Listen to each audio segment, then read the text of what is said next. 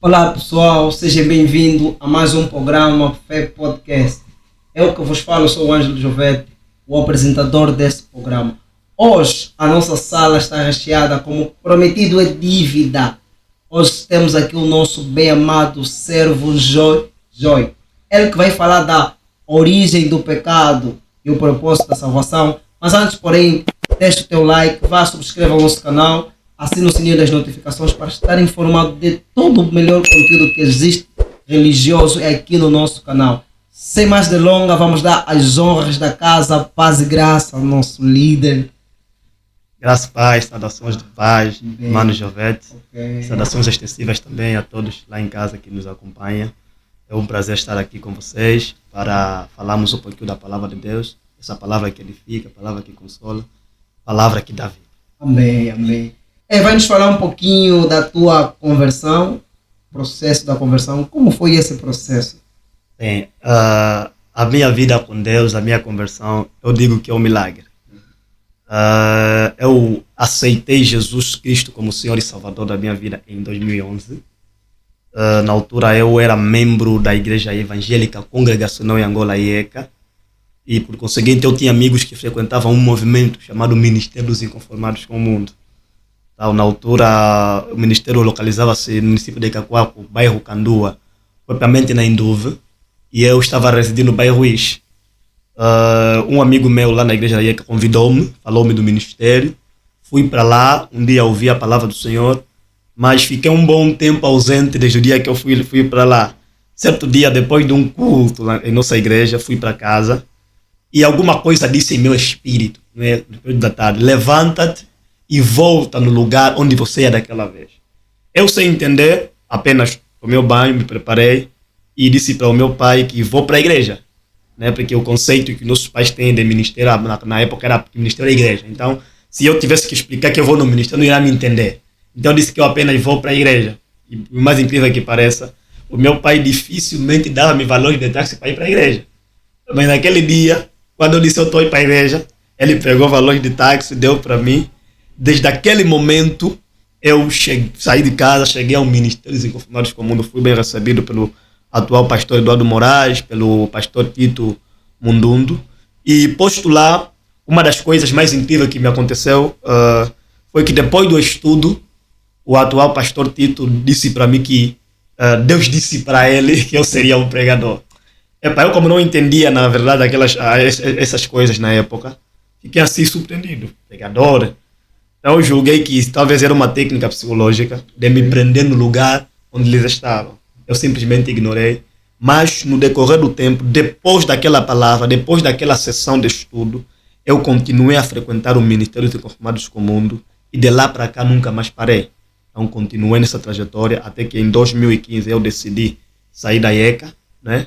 E me afiliei à Assembleia dos Pentecostais, o Ministério do Ebenezer, Congregação Fonte de Jacó, que é a igreja onde eu apanhei, não é, as minhas primeiras origens como pentecostal. E de lá para cá estamos aqui seguindo Jesus em espírito e em verdade, adorando a Ele conforme nos mandam as Escrituras. Então a minha trajetória foi assim, não é? A partir de 2011, desde que eu recebi o convite para ir no Ministério dos Inconformados com o Mundo, de lá para cá dediquei-me totalmente a Deus, né? Entreguei a minha vida para Deus e de lá para cá estamos aqui, prosseguindo e avançando para o alvo. Amém, amém. E como foi, como é que as pessoas encararam essa tua mudança da IECA para os teus amigos, os irmãos que cresceram, porque é bem sabido, né, que nasceste dentro dessa igreja, por muito tempo frequentaste, cresceste lá, aquele processo da transição de mudar da igreja, tem sempre, como é que foi esse processo? Olha, mas Jovete, esse processo não foi tão fácil assim, porque eu cresci na IECA, a minha avó materna, já em memória, né, levou-me para a IECA e eu cresci nesse ambiente. Mas eu estava na igreja, mas não tinha o pleno conhecimento da verdade. Era simplesmente participar na igreja como costume, já que os meus avós levaram-me para lá.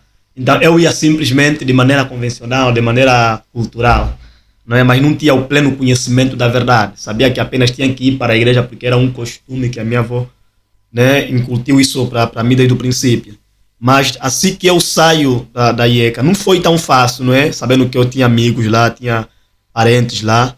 O processo não foi muito fácil, porque depois eu tive que encarar também as advertências da minha mãe, uma vez que ela também sempre apoiou-me no quesito de eu participar da IECA, e quem levou-me para lá foi a sua mãe, né? Então eu tive que encarar algumas lutas, até porque nós temos o conceito de batismo como sendo aquele batismo biblicamente falando que a pessoa tem que descer, né, e depois sair, simbolizando o resultado por Cristo. E antigamente eu era simplesmente batizado no batismo por aspersão, em que simplesmente pegavam a água e colocavam na tua cabeça, mas nós temos o batismo que do grego é bapto, que significa emergir. Na verdade que o membro tem que entrar, a cabeça tem que entrar e depois sair, não é, simbolizando que na verdade a pessoa morreu para os seus pecados e ressuscitou com Cristo. Então desde o momento que eu me mudo para a IECA, para a Assembleia Pentecostal, surgiu a necessidade de eu ser batizado. Não é? Eu já tinha um batismo por aspersão que não tem respaldo bíblico, digo assim. Então tinha que começar agora a obedecer verdadeiramente os princípios das Escrituras. Então logo que eu fui batizado, eu tive que enfrentar as contradições da minha mãe, não é? Sabendo que eu cresci na IECA e para ela a IECA tinha que ser a igreja que eu tinha que continuar. Então eu tive que enfrentar essas lutas. Eu fiquei um bom tempo, a minha mãe sendo indisponível comigo por conta, não era essa atitude de eu aceitar ser batizado, sabendo que na visão, né, deles, eu já era batizado na IECA. E não só eu tive que sair do meio dos meus amigos. Eu me converti numa época em que eu estava na adolescência. Eu me converti com os meus 15 anos. Né? 2011 eu já estava com os meus 15 anos. Então eu tive que enfrentar uma luta enorme. Tinha que me afastar dos meus amigos. Tinha que me isolar, porque onde eu estava eu era único. Tinha que me isolar no sentido de fazer valer a minha nova crença. Foram muitas lutas, não é? Através dessa mudança que eu fiz, mas no decorrer do caminho as coisas foram minimizando e melhorando, e graças a Deus estamos aqui hoje, né, de maneira firme, de cabeça erguida. Amém. Bem, vamos rapidamente ao nosso tema, a origem do pecado e o propósito da salvação. Vamos falar mais ou menos sobre esse tema. Glória a Deus. Quando nós falamos de falar de pecado e falar de salvação, nós estamos a falar de doutrinas fundamentais da palavra de Deus. Estamos a falar de doutrinas bíblicas, não é, que são principais e que são de extrema importância para a edificação dos salvos. O primeiro é que não podemos ter acesso à salvação se nós estivermos vivendo em pecado, se nós tivermos uma aliança enorme com o pecado. E quando nós falamos sobre a origem do pecado, biblicamente falando, o pecado começou com um ser, né, que era um ser angelical, que biblicamente falando tem a conotação de Lúcifer, não é, que etimologicamente significa não é a fonte de luz, não é o portador de luz, Lúcifer. Mas embora você não vai encontrar esse nome, não é, mais a manifestação da sua essência, não é, remete-nos a esse nome por ser portador de luz. Esse ser, não é, que fazia parte das miríades, né, dos anjos do Senhor, não é, decide no seu coração querer ser semelhante ao Altíssimo, querer ser semelhante a Deus, conforme nós encontramos no livro, né, de Ezequiel. Nós vamos ver ele colocando o intento em seu coração de que eu subirei, né, acima das estrelas e exaltarei o meu trono e serei semelhante ao Altíssimo. Desde o momento que ele intenta, não é, essa ação no seu coração, nós começamos a perceber a origem do pecado. Então a origem do pecado não começa maioritariamente com um homem, mas começa com um ser. Esse ser que fazia parte, não é, dos anjos de Deus, decide, não é, colocar no seu coração uma raiz de amargura, uma raiz de pecado. Então o pecado começa a partir desse ser, até que ele, não é, depois de ser excluído da presença dos seres angelicais que faziam parte do exército de Deus, então ele decide usar a serpente e trazer o pecado para a raça humana.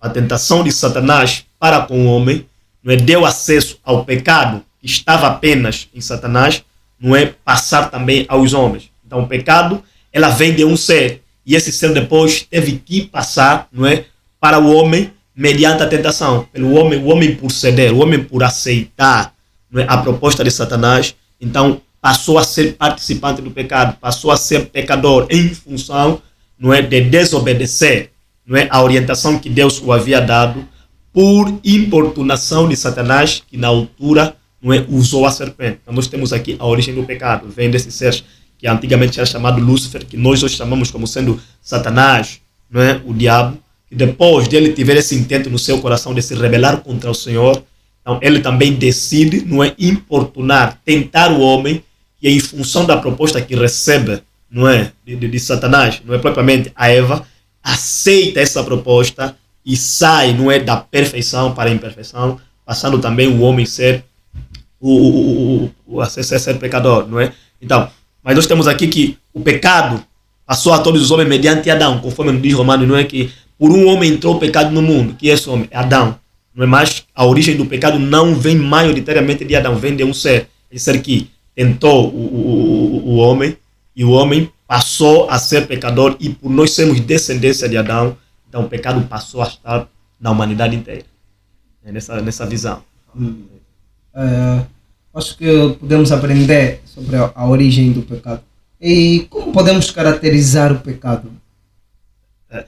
Biblicamente falando, pecado é a desobediência à lei de Deus. É a transgressão da lei de Deus. É dizer sim aonde Deus diz não.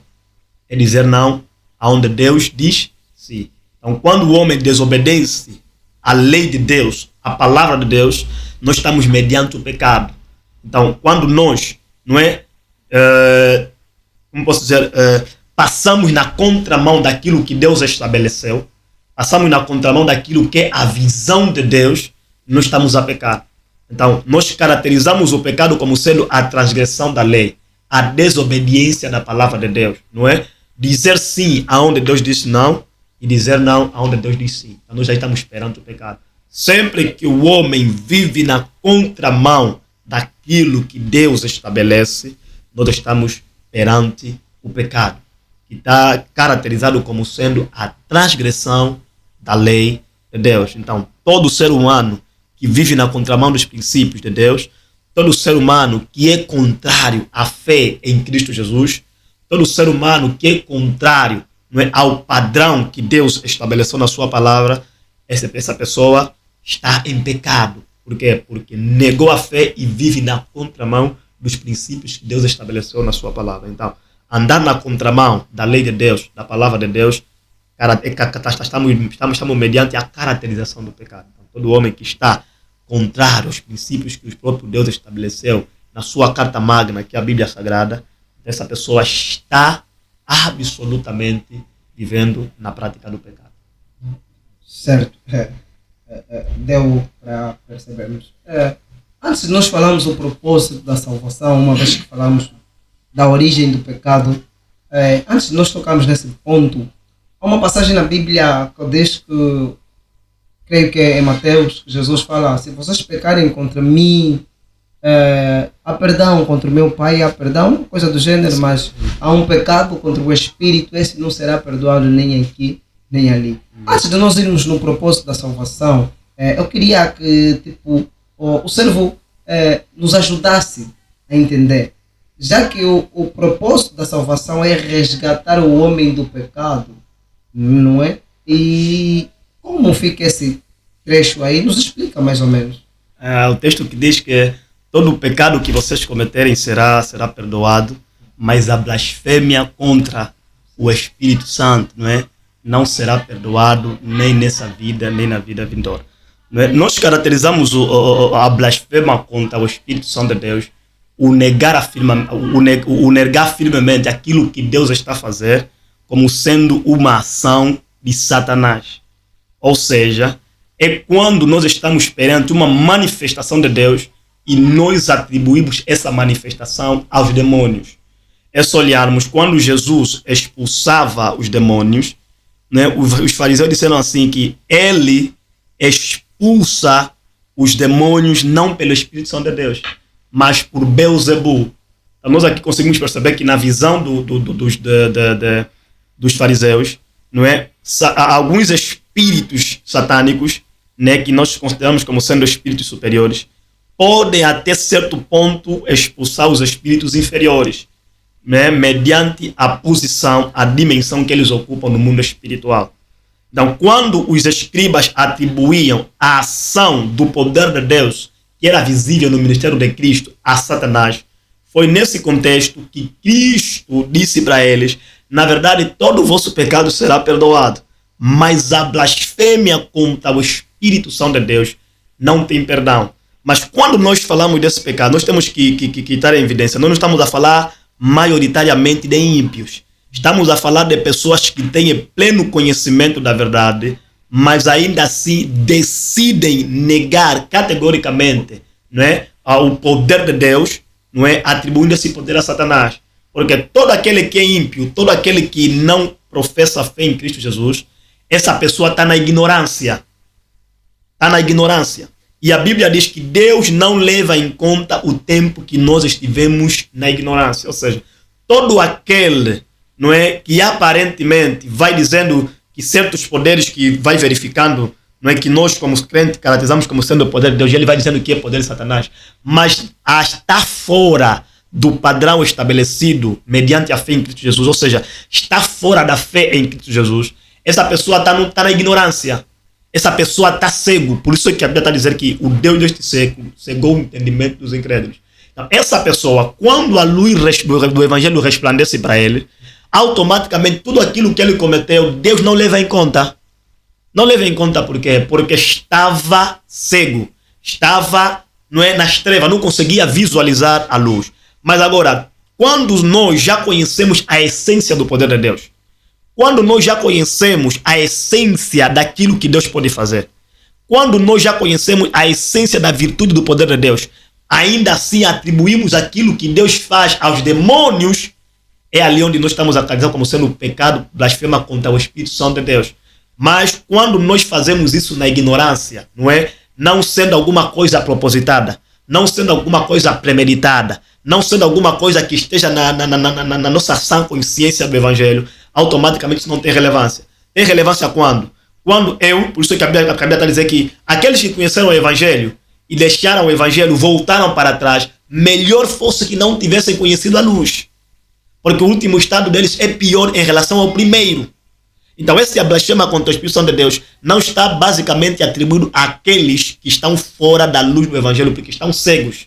Não é? Então, tudo o que eles vão cometendo, estão fazendo na ignorância, estão fazendo fora dos padrões da fé em Cristo Jesus, estão fora da fé. Então, quando eles voltam, ou seja, quando a luz resplandece para eles e eles confessam os seus pecados, automaticamente Deus perdoa. Tudo aqueles que eles fizeram não tem relevância. Mas quando nós já somos ministros, já conhecemos a essência do Evangelho, já conhecemos aquilo que Deus pode fazer, já vivemos, não é, um tempo bom na presença de Deus, já vivemos uma experiência com Deus mediante a sua palavra, ainda assim atribuímos aquilo que Deus faz a Satanás, ali sim que nós estamos perante a blasfema do Espírito Santo, né? A blasfema contra o Espírito Santo é que nós atribuímos o poder de Deus a Satanás. Aí nesse caso não tem perdão, porque nós conhecemos a essência, conhecemos o Evangelho, conhecemos a palavra, vivemos a prática do Evangelho, mas ainda assim decidimos negar, não é, o poder de Deus e atribuímos a Satanás. Mas mediante aqueles que estão cegos nas trevas, aqueles que estão presos no grilhão de Satanás, que não conhecem ainda a luz do Evangelho, tudo o que eles fazem na ignorância. E quando a luz resplandece, o que eles fizeram, Deus não considera.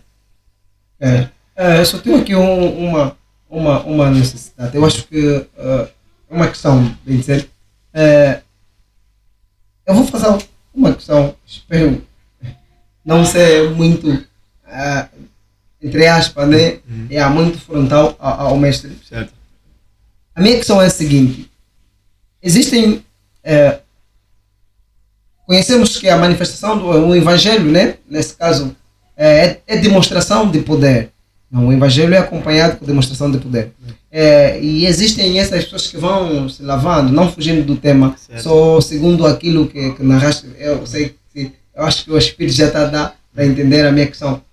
Vão buscar algumas coisinhas para operarem no sobrenatural, certo?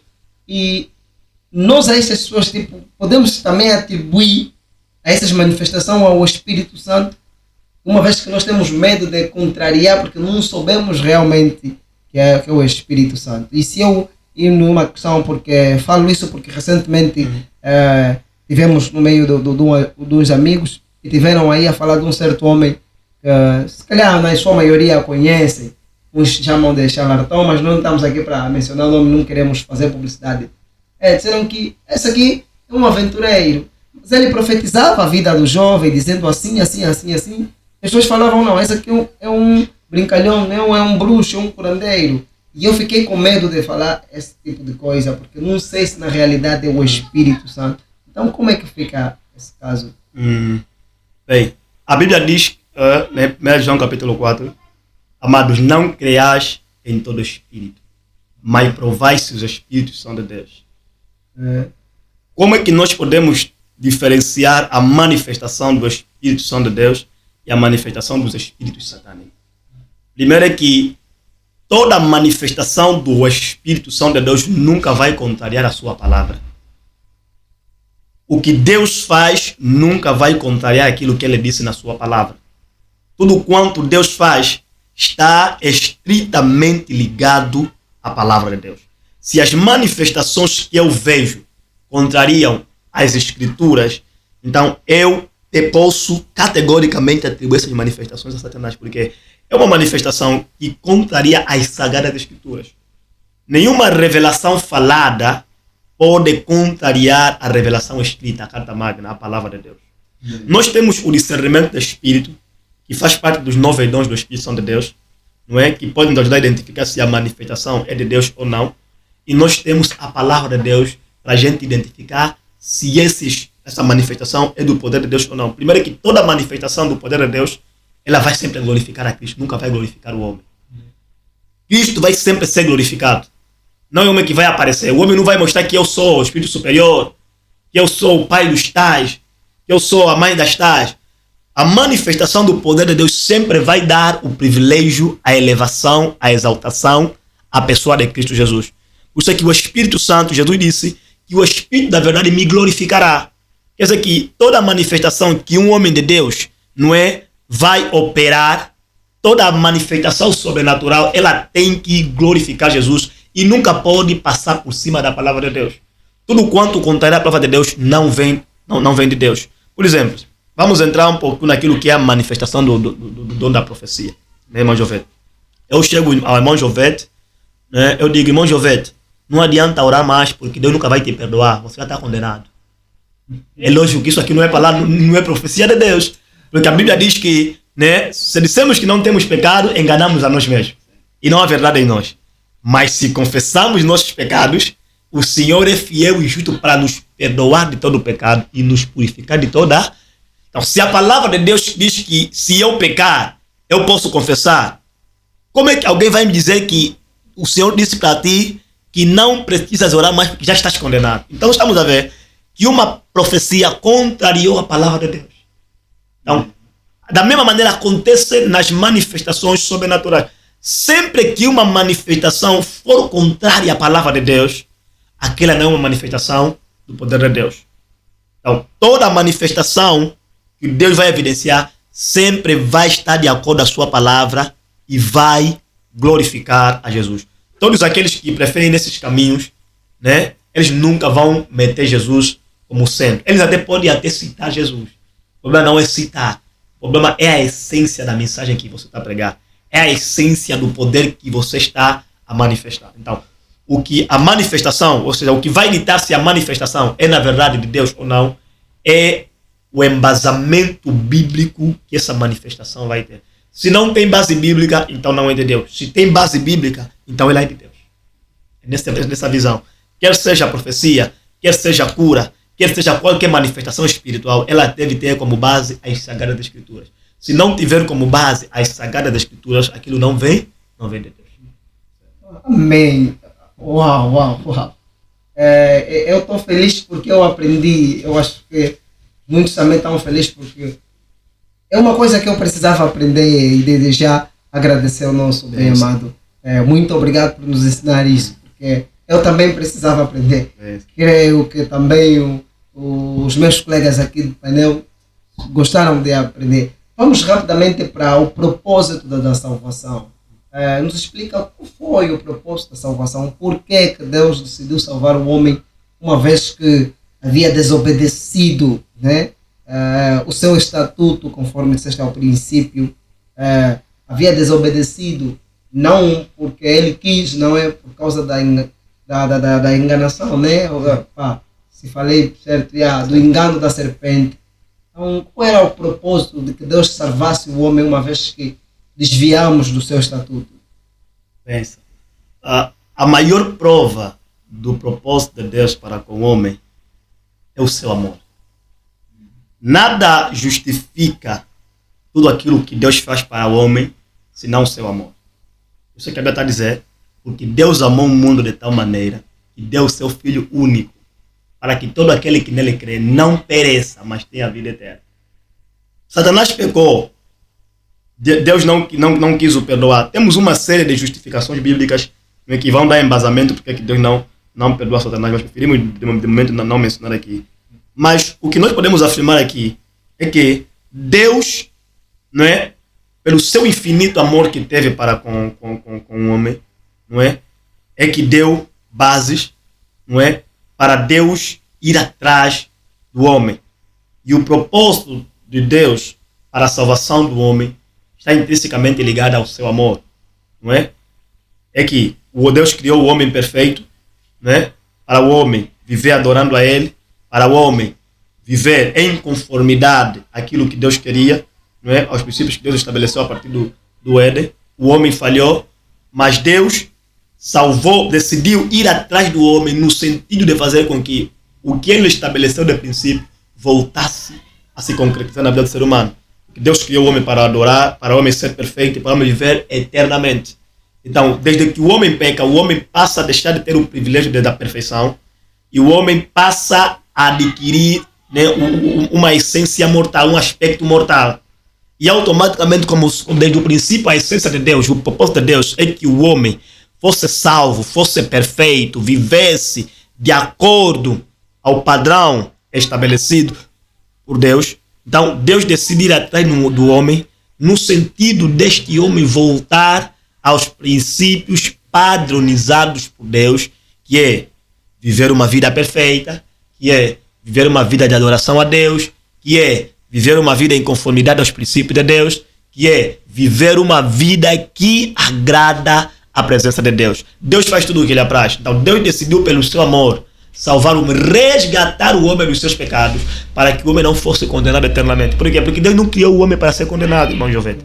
Deus criou o homem para o homem viver eternamente, de uma maneira perfeita, adorando a Ele, estando em comunhão com Ele, estando em perfeita ligação a Ele, estando em conformidade, não é, às bênçãos que Deus estabeleceu desde o princípio da criação. Então, quando o homem peca, o homem sai debaixo das bênçãos que Deus estabeleceu desde o princípio da criação. É ali que nós começamos a ver as consequências do pecado. Nós agora temos que trabalhar, comer do suor do suor, não é, do nosso rosto. A mulher agora, ao conceber, teve que ter dores, não é? Vemos que tem uma série de consequências. Nós agora temos que enfrentar nossos entes queridos a perderem a vida. Nós temos que enfrentar as depressões, enfrentar as ansiedades, enfrentar a dificuldade da vida por conta das consequências do pecado. O propósito que Deus estabeleceu estava fora de tudo isso que nós vivemos. Era uma vida perfeita, uma vida santa, uma vida plena de alegria e de satisfação. Então, qual é o ponto da salvação? É que o homem voltasse, é para que o homem volte, não é, na essência do que Deus estabeleceu desde o princípio da criação para o homem.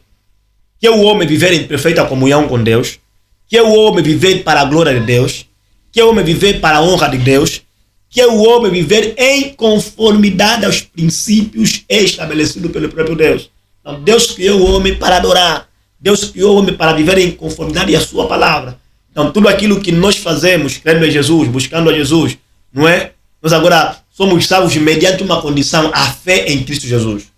Sem a fé em Cristo Jesus, não somos salvos. Então, essa condição é que nos leva de volta à essência daquilo que Deus estabeleceu no princípio para o homem. Quer dizer que agora nós temos uma condição para voltar naquilo que é a padronização, daquilo que Deus estabeleceu para o homem.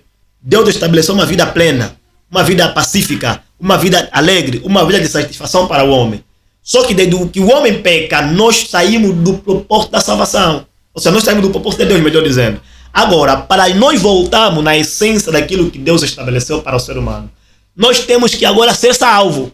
Porque quando o homem pecou, o homem já estava dentro das bênçãos de Deus. Quando ele saiu das bênçãos de Deus, ele se perdeu. Então, alguém que está perdido precisa ser resgatado. É ali onde entra o propósito da salvação. Quer dizer que a salvação, não é, que no grego é soteria, significa livramento.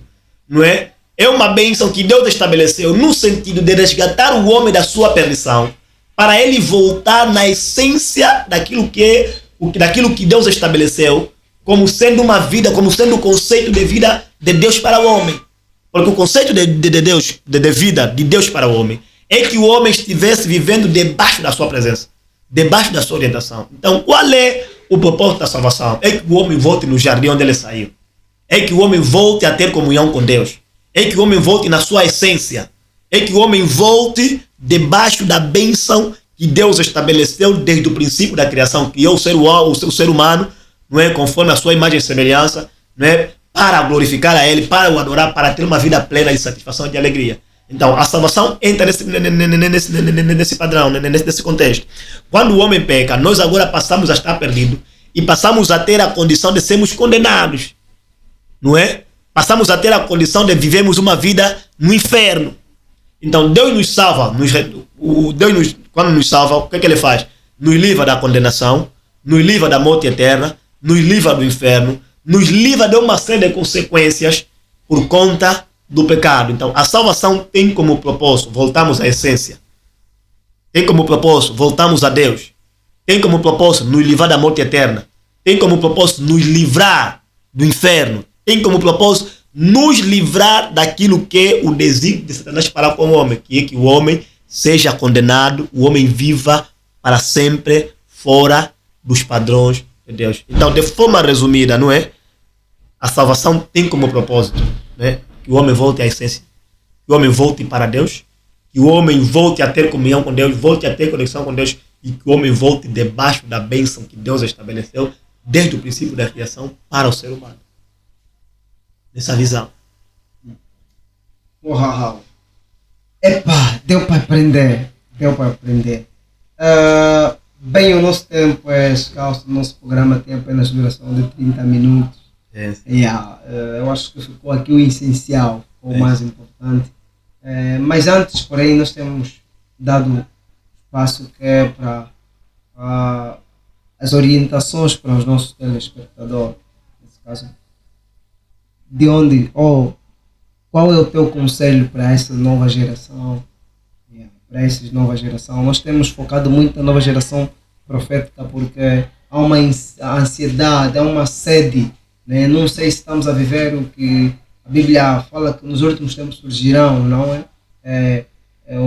Então temos muitos profetas que estão a padronizar, estão a sair do padrão do Cristo, de Jesus Cristo, criando eles como se fosse o centro da adoração.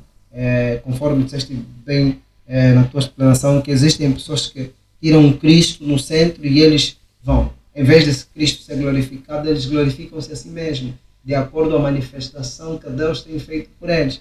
Tanto faz se é Deus ou não é, então nós não temos poder de julgar. Então, para quem vai, aproveita as nossas câmeras, dê o conselho para a juventude. Embora eu também não seja assim tão ancião já, né? Mas a todos os telespectadores que nos ouvem nessa tarde, meu conselho para aqueles aqui que ainda não têm acesso a Deus é que nós somos salvos mediante a fé em Cristo Jesus. Você que ainda não aceitou Jesus como Senhor e Salvador da tua vida, o meu conselho é: entregue a tua vida para Jesus. Você que já é crente, já é servo de Deus, já é filho de Deus, minha exortação para ti é: permaneça em Deus. Permaneça no foco, permaneça na oração, permaneça na submissão, na santidade, permaneça na comunhão com Deus e não se afaste dos princípios que Deus estabeleceu na sua palavra, que são princípios que constituem a felicidade para ti.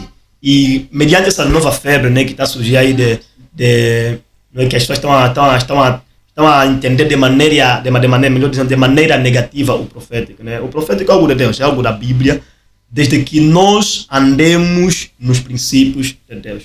O sobrenatural é de Deus, desde que você não procure ninguém para ter esse poder. O poder só Deus pode dar, né? Virtude só Deus pode dar, unção só Deus pode dar. Poder, unção, graça se alcança mediante oração, mediante jejum, mediante sacrifício. não vá buscar feitiço, não vá buscar afetação, não vá buscar infectação, não vá buscar impactação, não vá buscar qualquer outra coisa. Simplesmente permaneça na oração, no jejum, não é no clamor, que a unção e o poder de Deus vai se manifestar na tua vida.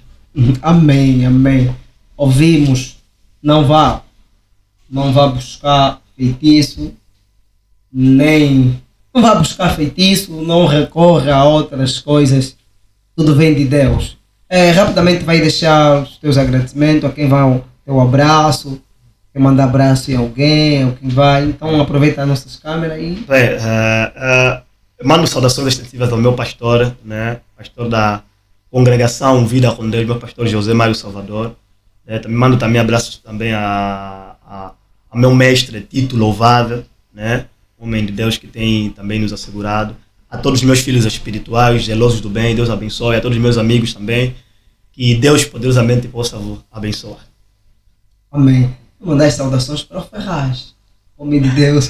Tá lá incluso, meu amigo Canga Ferraz, que está na província do Biene, do Ambo. Deus abençoe meu amigo Ferraz, que é o meu amigo Profeta Agostinho, meu amigo Flávio, meu amigo Mayala, Antônio, todos os meus amigos, o Matos. Deus abençoe a todos. Amém. Em nome do Senhor Jesus. Agora chegou.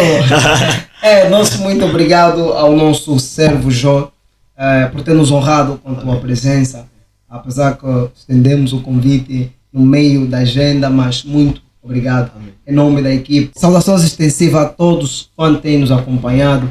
Bem, terminamos mais uma vez com o nosso programa Fé Podcast. Para você que nos acompanhou, muito obrigado. Se esquecer, vamos mandar saudações para todos quantos têm nos acompanhado a partir da França. O nosso bem amado pessoal na França tem nos dado aquela garra. Muito obrigado em nome dessa vasta equipa. E também, se esquecer, todos aqueles que têm nos acompanhado a partir do TikTok.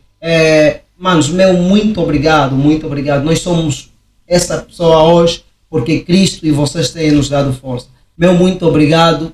Até já.